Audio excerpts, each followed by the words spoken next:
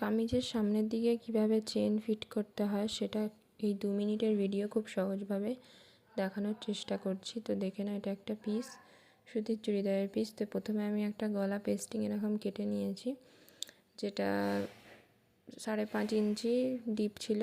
তো পেস্টিংটা করার পরে এরকম একটা কাপড় নিয়েছি, এটা মাঝ বরাবর দেখো চক দিয়ে দাগ কেটে নিয়েছি। তো সে নিচে ওই ছোটো পিসটা রেখেছি। তারপরে কিন্তু প্রথমে একটা লম্বা দাগ কাটবো 9 ইঞ্চিতে, তারপরে একবার কি দুবার করব, তারপরে আবার কিন্তু তার পাশ দিয়ে একটা সরু লাইন করে নেবো। তো এটা একবার করে অনেকে, আমি 2-3 বার করি যাতে এটা খুব সরু না হয়।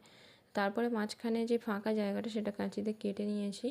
তারপর দেখে নাও, এইটার সামনে যেহেতু চেন করবো তো একটু তো বিট দিতে হবে, নাহলে চেনটা ভিজিবল হবে, যাতে বোঝা না যায়। তো সামনেই ডিজাইনটা করব দেখো। তো এর নিচে জিপটা অ্যাটাচ করব, প্রথমে ওটা বসিয়ে নিয়েছি।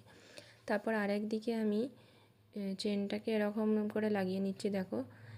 প্রথমে একদিকটা যখন লাগাবে সেটা খুলেই লাগাবে। তো নিচেটা যখন লাগিয়েছি তখন উপরের দিকে ওটা করে নিয়েছি। তারপরে কিন্তু আমি মেশিন থেকে সুতোটা কাট করে নিয়েছি। তারপর ওপর